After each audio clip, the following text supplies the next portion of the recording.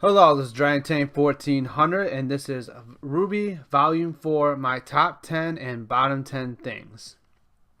So, like always, we're going to get started with my top 10 things of RWBY Volume 4.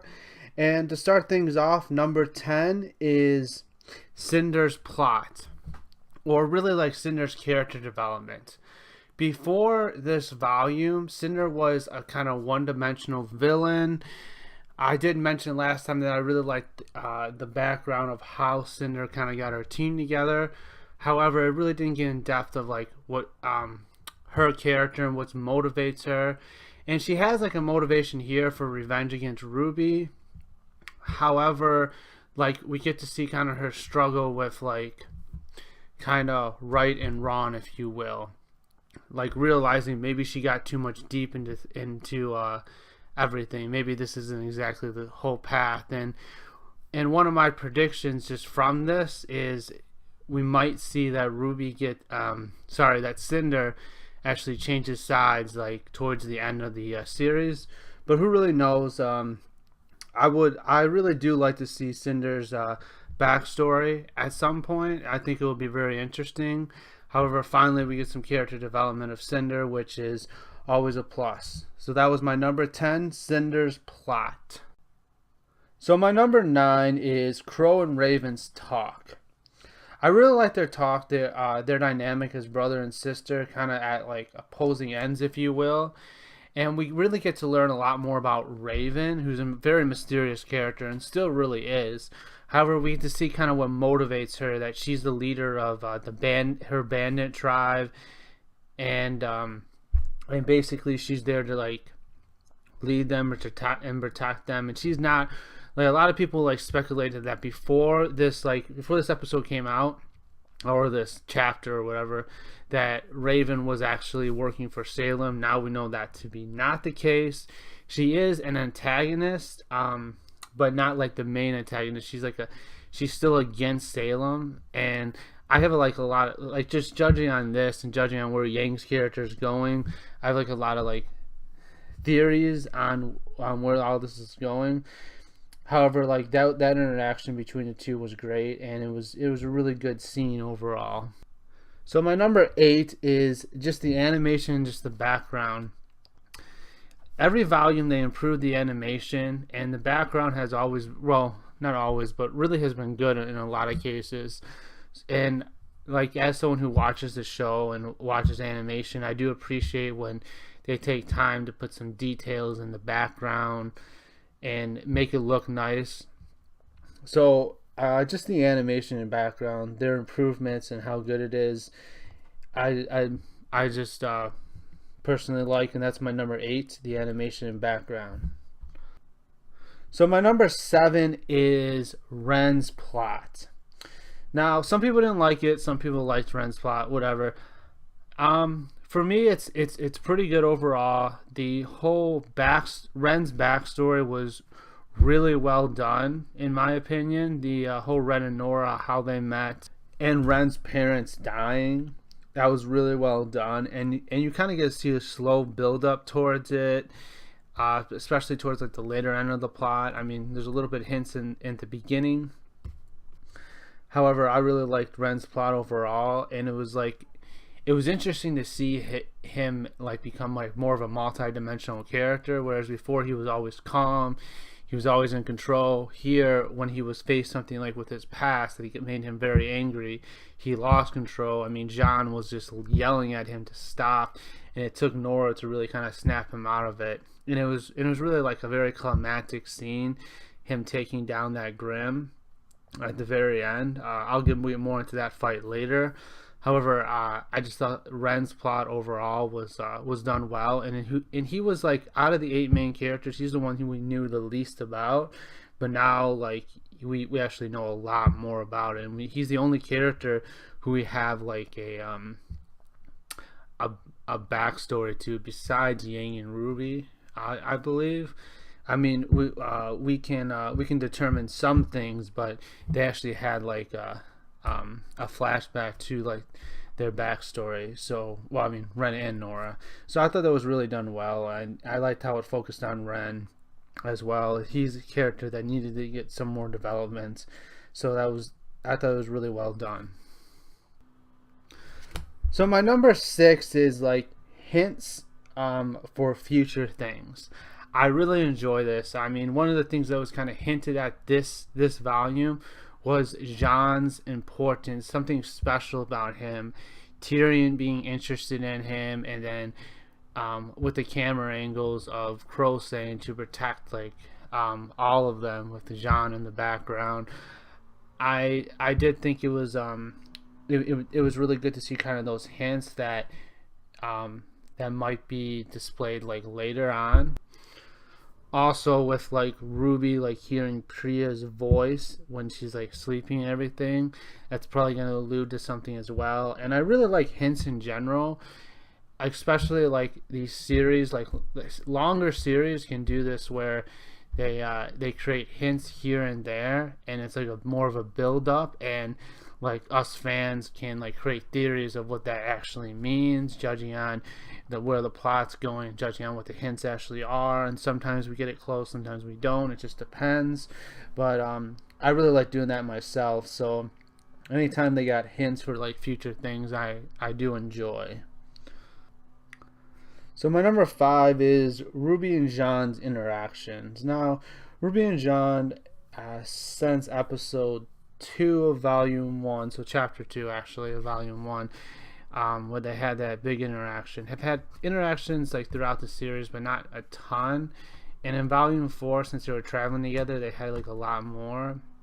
And it was kind of like a mini plot between them, with Jon being kind of sad of Priya's death. And I think they're going to continue this plot, but this is kind of just the start of it. And then Ruby also being like blaming herself for getting everyone into this action, I think that personally at one point that she's gonna want to leave herself, and I think Jon's probably gonna stop her. But I mean, he kind of reinforced that at the end of this volume. So it just Jon and Ruby's interactions. I do like them as a couple. However, just as friends here, it's obviously that they're building that friendship, that relationship. Just in this volume, they had quite a few moments together, and so that's my number 5, Ruby and Jon's interactions. So my number 4 is the final fight. Now, some people didn't like this fight because they thought it was like anticlimactic, and it was just like the Grimm just didn't seem as powerful, or it's because maybe the Grimm didn't move around a lot, or whatever it was. I personally really liked this fight. For one, it showed Jon's growth. I mean, towards the beginning and middle of the fight, Jon did the most damage to it, and he was like smart about it. He would wait for his opportunity to come. He told everyone to like keep moving around it, but the Grimm actually was able to counter that. So it did show Jon's smarts, but also showed that Jon still needs to improve, and it showed how strong he became. He was able to hold up with his sword in hand the horse of the Grimm when the horse is plowing down on him. So it showed Jon's strength as well, and it showed also Ren's like kind of one of his weaknesses, and more, like I said before, more character development on him. He became really a multi-dimensional character. Also, his whole like kind of speech kind of to himself about when he actually was taking down the Grimm was I thought it was very satisfying seeing him do that, especially after seeing the his like background with that Grimm. I thought the build up was not done perfect, but I thought it was done well, and I personally like this fight. I know it's just like a boss fight at the end of a volume. It doesn't hold that much meaning for the overall plot of the story. However, I just thought it was really good in terms of character development of Ren and Jon and Nora. Not so much Ruby, but just those 3 characters in general. I mean, we finally got to see Jon actually like fight and be good at it, which is something we've been waiting like since the beginning of the series. So that was satisfying. So that's my number 4, the final fight. The only fight I liked more than the final fight in this volume was Crow versus Tyrion. I thought that fight was really done well. It was it showcased, first of all, the fight right before that, Tyrion versus like RWBY, Jon, Nora, and Ren, showcased like that Tyrion and, well, Crow and like these guys that are coming up in the future at a completely different level, completely different tier than our current heroes that they're at right now. Like, they are no match for these guys that are going to be fighting, and even together they really don't stand a chance. However, giving Crow that W, that victory, well, sort of. I mean, he would have definitely had the victory if it wasn't if RWBY kind of didn't get in the way, maybe. But it was really good to see him like fight Tyrion like that, because they're pretty much like even, and Tyrion was just way ahead of everyone else. So it was definitely a good fight overall. So that's my number 3, Crow versus Tyrion.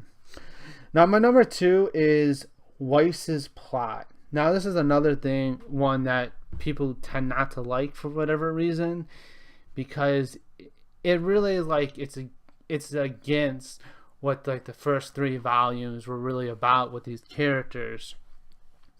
Like they were fighting, they were on an adventure, but for me, like, seeing Weiss's like family and her home life really shown how much Weiss has grown as a character. When we first saw her in volume 1, she was a little bit snooty, she was arrogant, she like thought she was ahead of everyone else. And judging on like her home life that we see in this volume, we kind of get to see why that is, that everyone around her is kind of like that. And Weiss's reaction to everyone around being like that, uncaring, just thinking of themselves, the very selfish people, very snooty people, thinking they're better than everyone. And Weiss's reaction that there came a point during that party where she just couldn't take anymore, and she kind of lost control and attacked that one woman who was just basically talking bad about Vale, saying they deserved to be attacked or whatever. So I thought it was really good for Weiss's character development overall. I mean, we got to see like at the beginning her character growth, and her and Jon are like the 2 most like changed characters since the beginning.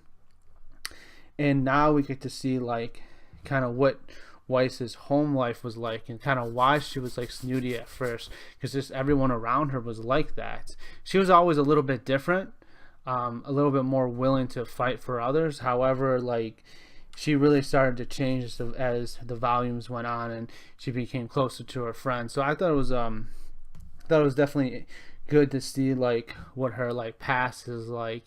And this whole Atlas thing, Atlas is really being built up to be like probably one of the final arcs of the series. I mean, I think Atlas is gonna be the last like last kingdom to be attacked, personally, just judging on this.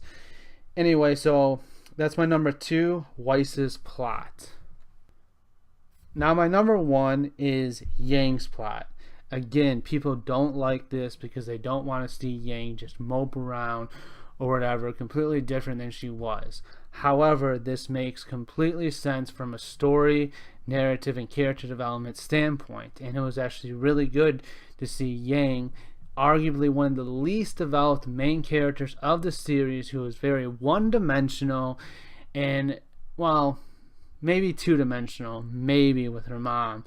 However, she was basically a character who just wanted to do, she was a thrill seeker, she just wanted to be a huntress to kind of get thrills, get kicks, and it was just like, it wasn't anything really more to her. It just, she didn't really understand really the plight of it all. And beyond that, like, she just powered through her problems without even like thinking about them, which works, which since she's strong and powerful, it works in some cases. But when you get opponents like Neo or Adam, who are just far more skilled than you are, it doesn't work. And arguably Adam's more powerful than her, arguably. However, it was really good to see like Yang like react to her losing her arm, because basically it's like I said, she just was a thrill seeker, and when she lost her arm, she basically became like her world became crumbling down. She's not like Ruby or Weiss or Blake, who all had something to really ground them, to ground their focus in. She had nothing to ground her focus in. She just questioned pretty much why she's doing this and everything, because she's kind of a very selfish character in like the first 3 volumes. And when a character like that, who doesn't really have anything to ground them in, loses something, like she loses her arm, they basically do what she did and just, for the most part, she just mopes around and really is depressed throughout most of this volume. It was only later that she's able to get out of her depression.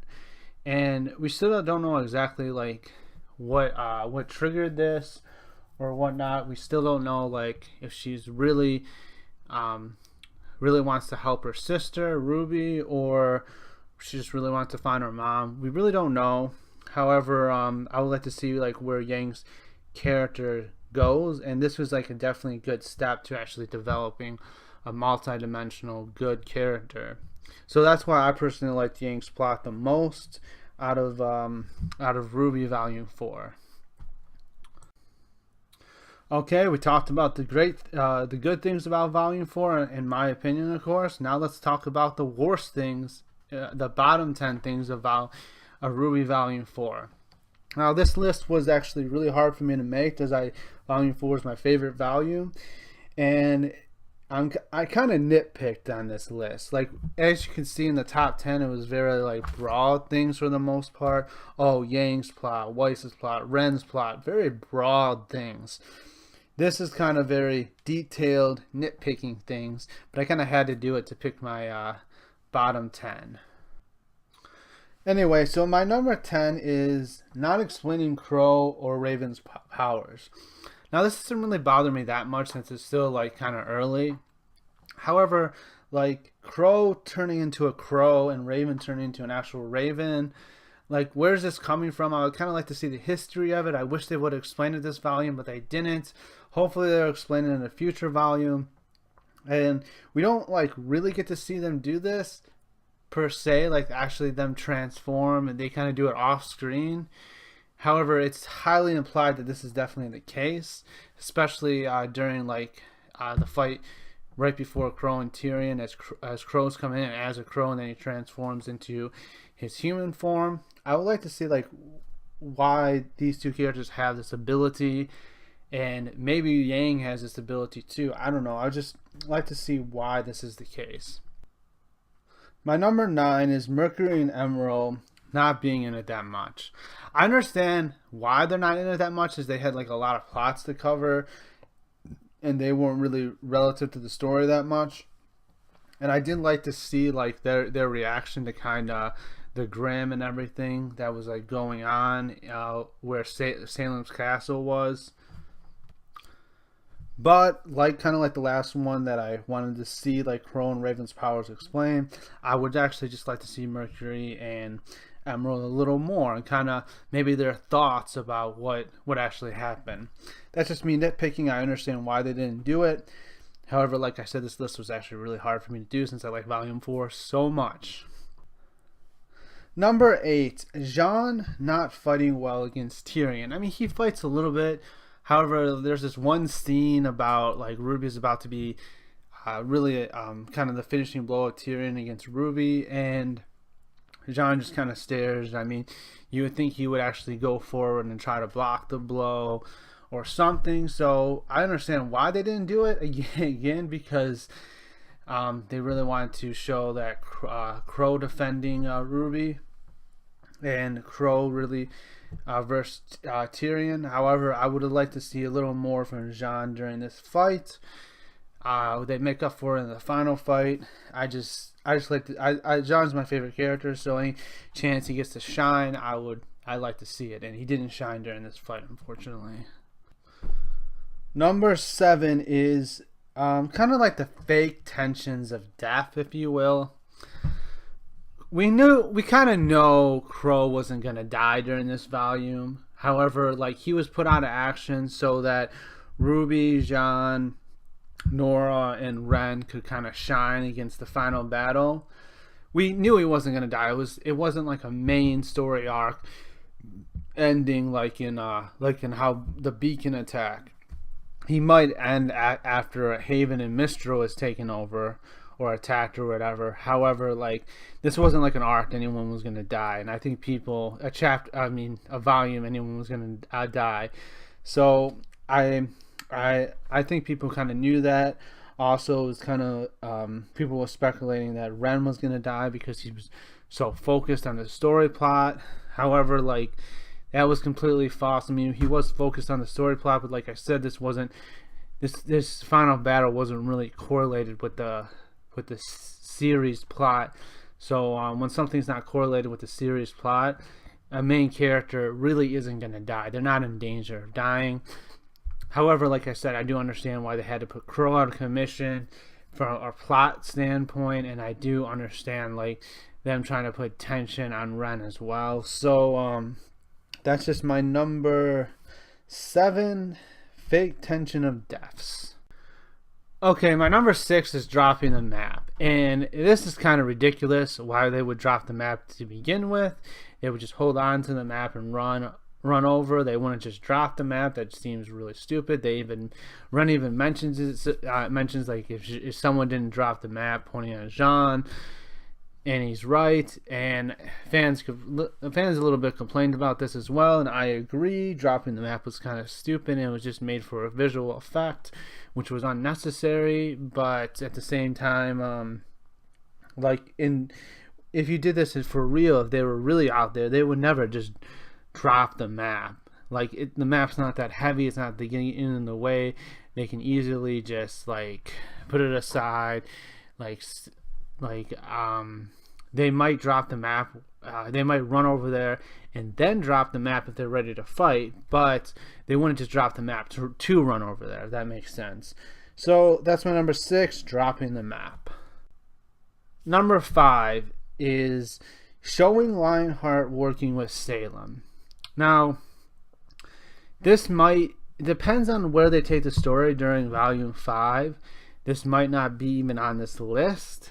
However, as of right now, I think they could have done the story a little differently, putting Lionheart kind of away from the spotlight. The viewers themselves not knowing if they can trust Lionheart or not, giving them hints, but now we know we can't trust Lionheart. However, it just depends on where they take the narrative, where they take the plot in Volume 5, whether this is a good thing or a bad thing. I just think it's generally, to reveal something that big is generally a bad thing, but it can be used to the advantage of the writers. So it just depends. However, right now that's my number 5, showing that Lionheart is working with Salem. My number 4 is really just a convenience thing for them to wrap up the plot in a nice tiny bow, is that they got luckily picked up at the end. So Mistral soldiers saw the smoke and they landed and they picked them up. First of all, how unbelievable this would be just in a regular sense is really unbelievable. However, added on that is that Crow's really semblance is bad luck. Adds on to that. Why would they have good luck when Crow was there, who stated he gives bad luck to those around him? This was extremely lucky, and it had to be lucky enough to counterbalance Crow's bad luck. So it doesn't really make any sense that this would happen, but I understand why it did. It was just to clean up the volume in a nice tidy bow. They're finally on their way to Mistral, to Haven. They kind of had to do it that way because they kind of ran out of time. However, it still kind of bothers me, especially because Crow is supposed to be unlucky. So that's my number 4. Luckily, the lucky pickup at the end. My number 3 is the opening fight. It was one of the worst, probably if not the worst opening fight of a volume in the whole series. And the fact that Jon didn't have his sword or shield to actually fight back made it so much worse. Because I've been waiting I got into the show last year, but I've been waiting pretty much 3 volumes for Jon to really fight back. And you have a chance for him to fight, and you don't have his sword or shield. I mean, it makes sense because they were working on the armor or whatever, and I'm glad they finally made him fight at the end of the volume. However, I would have liked to see him fight at the beginning.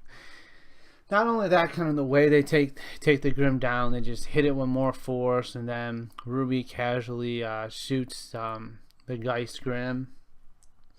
I don't know, the opening fight just kind of, in my opinion, kind of needed work and needed Jon actually fighting. So that's my number 3, the opening fight. Speaking of the opening fight, Jon not fighting in the opening fight was my number 2. For reasons I just explained, I wanted to see Jon fight. I put that on there twice because it was kind of hard to come up with 10 things. So that's my number 2, Jon not fighting in the opening fight. My number 1 is Tyrion giving up on hunting RWBY.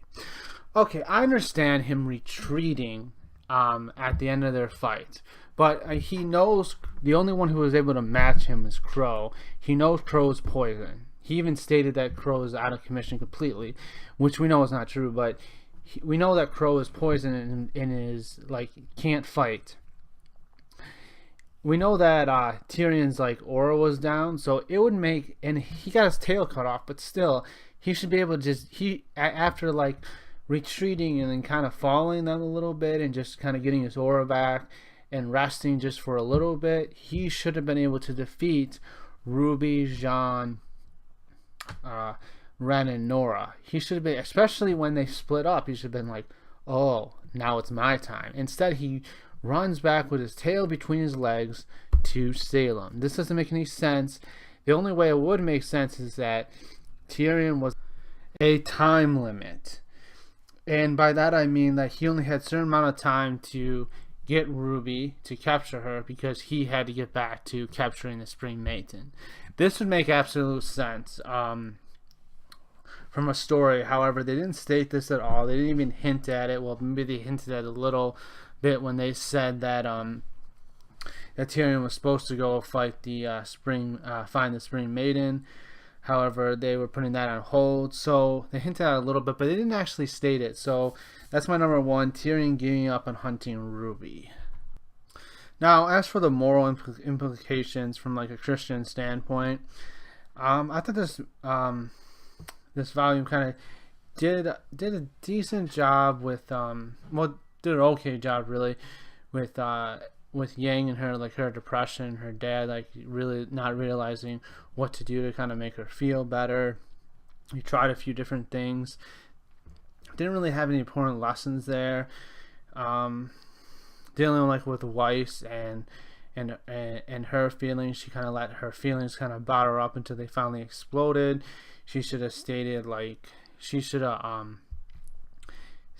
like grief with her father beforehand, and that probably wouldn't have worked, to be honest. Her father's kind of a jerk. However, that's what she should have done, besides exploding at the party. That all being said, there wasn't really much in this volume in terms of like moral lessons or anything like that. It was really focused on like character development and like plot building, especially with Crow telling the story about the two brothers. I mean, from a Christian standpoint, I definitely don't believe that, and definitely if people believe something like a work of fiction takes place in, these are something just people come up with, and as a Christian, I just okay, it's just like for me watching Star Wars or something like that. Okay, they just came up with this different world, they came up with this different religion. That's fine. I'm just gonna watch it and take it what it is. They're probably not gonna mention it that much, and even if they do, it's just a story. Like take it for face value, for something to enjoy. That's kind of my take on all that. Anyway, thanks for watching. Hope you guys enjoyed the top 10, the video. See you in the next one. Bye.